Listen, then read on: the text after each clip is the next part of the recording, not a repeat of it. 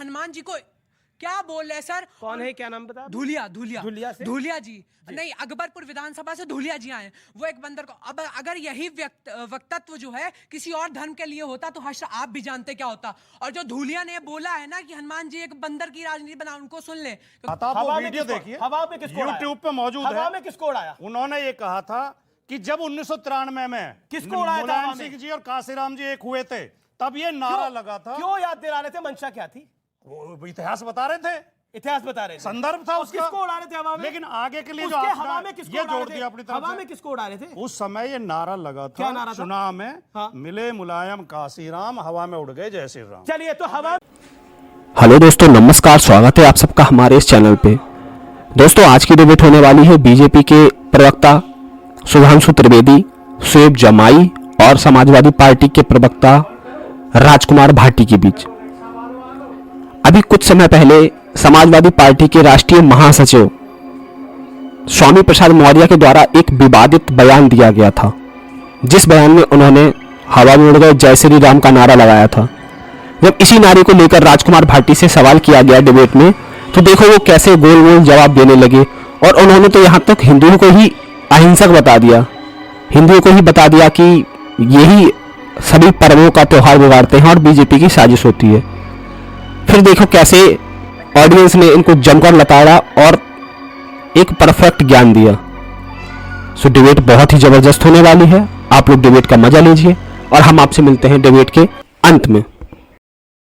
करता हूं, आप मुस्लिम हैं, आपको रमजान बहुत मुबारक। बिल्कुल कोई किसी प्रकार का गिला शिकवा नहीं, मगर जब पत्थर गिरता है तो तकलीफ होता है, चाहे कहीं से भी गिरे। और दूसरी एक बड़ी बात कह रहा हूं, यक्ष प्रश्न रखते हुए, आप पहले मेरे ही भाई थे, आज आप मुस्लिम हैं, उसमें मुझे कोई परहेज नहीं है। और बहुत बहुत नहीं सुनिए, वैसे एक बात कह रहा हूं, पूरी बात कंप्लीट होने दीजिए, मगर बड़ी जिम्मेदारी के साथ कह रहा हूं आप सब लोगों को। सुनिए ना, अरे दादा सुनिए ना, प्लीज डिस्ट्रैक्ट मत कीजिए। आप चार पीढ़ियों से मुस्लिम हैं, आपको अपना मजहब बहुत अजीज है। सर मेरे दिल की देखिए ना, मैं अनादिकाल से सनातनी हूं, मेरे गौरव की आप कल्पना कर सकते हैं? सोच भी नहीं सकते। ठीक है, राजकुमार भाटी को आने दीजिए इस चर्चा के अंदर। राजकुमार भाटी, आप ही के लोग नारा लगाते थे, अभी भी स्वामी प्रसाद मौर्य ने दोबारा नारा लगा दिया, मिले मुलायम काशी राम, हवा में उड़ गए जय श्री राम। आप श्री राम को हवा में उड़ा रहे थे, लेकिन देखिए विधि का विधान ऐसा था कि 2017 आते आते सब हवा में उड़ गए और रामलला विराजमान हो गए। आप रामलला को हवा में उड़ा रहे थे और अभी भी उड़ा रहे हैं आपके नेता।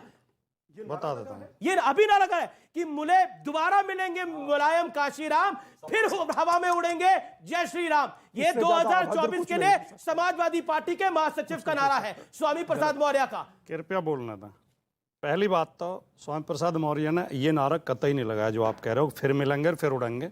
उन्होंने कहा जब उस समय 1993 में जब मिलके चुनाव लड़े थे तो ये नारा लगा था, केवल उन्होंने ये बताया। हवा में किसको उड़ाया था बताइए? मैं बता हवा में किसको उड़ाया था बताइए? मैं बता रहा हूं, लेकिन जब स्वर्गीय मुलायम सिंह और स्वर्गीय काशी राम जी को तो मिला दिया, वो तो ऊपर भी मिल रहे होंगे, लेकिन एक सेकेंड, हवा में किसको उड़ाया था बताइए? हवा में उड़ाने की प्रभु राम को क्या आवश्यकता थी? कृपया मुझे थोड़ा समय। देखिए आज के युग में मीडिया की बहुत बड़ी भूमिका है।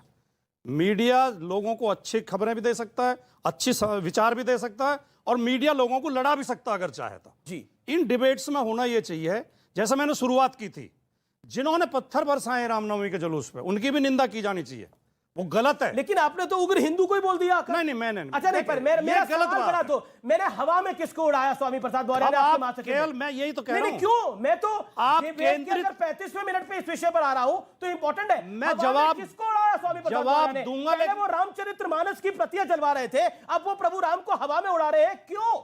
समाजवादी पार्टी उनको बाहर क्यों नहीं करती ऐसे व्यक्ति को जो प्रभु राम को हवा में उड़ा रहा है? बोलिए। मैं जवाब दूंगा, लेकिन पहले मेरी बात तो पूरी हो जाए। पिछले 2.5 मिनट से आप बोल रहे हैं। आप केवल पूरी डिबेट को फोकस वहां कर देते हैं जहां से बीजेपी को लाभ होता हो।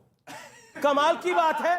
आपको मैं अपने मन की बात कहने नहीं लग रहा है आपका नेता बीजेपी को लाभ पहुंचा रहा है और दोषारोप आप मुझे कर रहे हैं। हाँ, नहीं, मतलब बीजेपी को लाभ आपका नेता पहुंचा रहा है। बयान आपके नेता का है, मेरा नहीं है। स्वामी प्रसाद मौर्य का बयान है, लाभ आपका नेता पहुंचा रहा है। बाहर उसे करिए, उसे बाहर करिए। अब स्वामी प्रसाद ये मौर्य- बताओ ना क्या दिक्कत है? स्वामी किसको प्रसाद- उड़ाया साहब स्वामी प्रसाद मौर्य ने स्वामी हवा में? प्रसाद मौर्य ने उस भाषण में ये कहा था, आप हवा वो में वीडियो किसको- देखिए, हवा में किसको उड़ाया? यूट्यूब पे मौजूद हवा है। में किसको उड़ाया? उन्होंने ये कहा था कि जब 1993 में किसको उड़ाया था मुलायम हवा में? सिंह जी और काशीराम जी एक हुए थे, तब ये नारा लगा था। क्यों याद दिला रहे थे? मंशा क्या थी?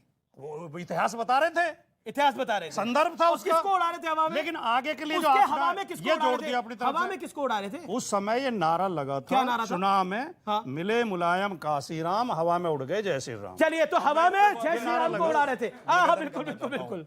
देखिए साहब, ये बात सही है कि 1993 का चुनाव हुआ था, जब ढांचा गिरने के बाद सबसे बड़े दल के रूप में भाजपा थी 178 सीटों के साथ, सपा बसपा मिलकर भी 174 थे, परंतु तब कांग्रेस आई और अजीत सिंह सब ने मिलकर, मतलब सारे सपा बसपा कांग्रेस आई, सारे मौसेरे भाइयों ने मिलकर सरकार बना ली थी। और उस समय नारा लगा था, मिले मुलायम काशीराम, हवा में उड़ गए जय श्री राम। अब भी लगा है अब दोबारा। सुनिए, मैं बता रहा हूं, उस समय हमारी एक नेत्री थी, उन्होंने अपने उद्बोधन में कहा था कि ये नारा जानते क्यों लग रहा है? कि आपकी एकता में और शक्ति में थोड़ी सी कमी रह गई है। जिस दिन आप वास्तविक एकता और शक्ति दिखा देंगे, उस दिन जो लोग नारा लगाते हैं मिले मुलायम काशीराम, हवा में उड़ गए जय श्री राम, उस दिन नारा हो जाएगा क्या मुलायम का काशीराम, सारे बोलेंगे जय श्री राम। अब सुनिए, परंतु आज संयोग से ना मुलायम सिंह जी दुनिया में है, ना काशीराम जी, तो मुझे ये लग रहा है। कल्याण सिंह जी भी नहीं है, हाँ, तो सुनिए, तो मैं अटल इसीलिए बिहारी वाजपेयी भी अरे नहीं सुनिए है, तो सर, पूरी ये तो बात सुनिए। प्रकृति का नियम अरे है। मैं इसमें अरे क्या भाई, व्यंग कर अरे रहे हो भाई, आप? आज क्या नारा वो भी नहीं है? अरे सर, अब मैंने आपके में डिस्टर्ब नहीं किया। कमाल आज नारा है, ये इतनी होना छोटी चाहिए बात कह रहे हो और- कि ऊपर से कहते हैं मुलायम काशीराम, मत कर भैया ऐसे काम, नहीं बचेगा निशानो नाम। सर सपा के नेता हैं, अकबरपुर विधानसभा से आते हैं वो। सर उनका नाम है धूलिया साहब है। उन्होंने कल एक बयान दिया है कि जिसे अपने आजा और पापा की जयंती याद नहीं, वो एक बंदर की जयंती मना रहे हैं। मतलब आप हनुमान जी को क्या बोल रहे हैं सर? कौन है, क्या नाम बता? धूलिया धूलिया से? धूलिया जी नहीं, अकबरपुर विधानसभा से धूलिया जी आए। वो एक बंदर को, अब अगर यही वक्तत्व जो है किसी और धर्म के लिए होता तो हर्ष आप भी जानते क्या होता। और जो धूलिया ने बोला है ना कि हनुमान जी एक बंदर की राजनीति बना, उनको सुन ले, क्योंकि आपके घर में रामचरितमानस शायद फाड़ दियो आपने। तो ये है कि अतुलित बलधामम हेम शैलाब्देहम धनुजवन कृशानम ज्ञानी नामगे कड़ियम। अतुलित बल के धाम है वो, मामूली बंदर नहीं है। जी जी जिनको जी, आपने बोला। ओके ओके, ठीक है, आपने खुद ही सवाल दिया, खुद ही सवाल पूछा, खुद ही जवाब दे दिया। स्वामी दीपांकर 20 सेकंड, स्वामी दीपांकर 20 सेकंड। मैं फिर एक और सवाल ले रहा हूं मैं। डिबेट नहीं। मैं मात्र इतना सा भाई की बात पर कहना चाह रहा हूं। अच्छा, ये क्यों कह देते हैं हनुमान जी को बंदर, रामचरितमानस को जलाना और राम जी को उड़ाना, क्यों कह देते हैं? आप खुद से ही सोचिएगा, मुझे बहुत कहने की जरूरत नहीं है। ये जो लोग कहते हैं ना कि हनुमान जी का स्वरूप क्या है, वो बानर है, वो अतुलित बलधामी है और बाल ब्रह्मचारी है और ईश्वर के सर्वाधिक नजदीक है। इसका अर्थ जानते क्या है?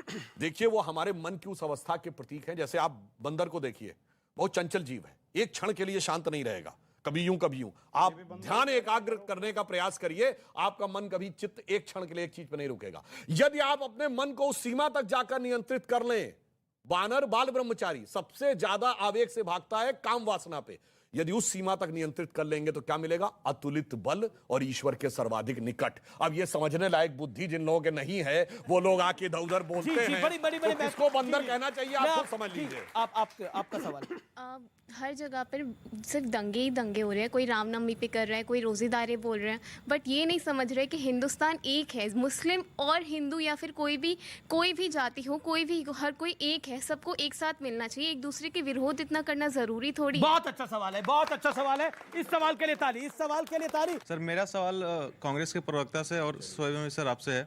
सर मैं बिहार के औरंगाबाद ज़िले से आता हूँ, मेरे जस्ट बगल में रोहतास ज़िला है। और आपने जैसे सासाराम में जो दंगे हुए उनका जिक्र किया, तो मैं आपको बता दूं कि औरंगाबाद में भी साल 2017 में एक ऐसा ही दंगा हुआ था, जहां पर रामनवमी का जुलूस निकल रहा था और बहुत सुनियोजित तरीके से छत के ऊपर से पत्थर चलाए गए थे। और सासाराम में भी आप जहां का बात कर रहे हैं, वहां भी लगभग कुछ ऐसा ही सीन है। और दूसरी बात सर, मैं आपसे सवाल करना चाहता हूँ कि बिहार में आपकी सरकार है, मिलीजुली सरकार है आपकी महागठबंधन की, वहाँ पे बिहार पुलिस आज मिला के कुल 16वीं बार पिटी है पिछले 6 महीने में। इस बारे में आप क्या कहना चाहिए? 16वीं बार, ठीक है, ये दोनों आपके दोनों सवाल बड़े महत्वपूर्ण हैं। वेल, डिबेट कैसी लगी हमें कमेंट बॉक्स पर जरूर बताएं और इस वीडियो को अपने दोस्तों के साथ फेसबुक, व्हाट्सएप, इंस्टा पे ज़्यादा से ज़्यादा शेयर करें और जल्दी से अपने प्यार से हमारे इस चैनल को 1K सब्सक्राइबर तक पहुंचाएं। जय हिंद।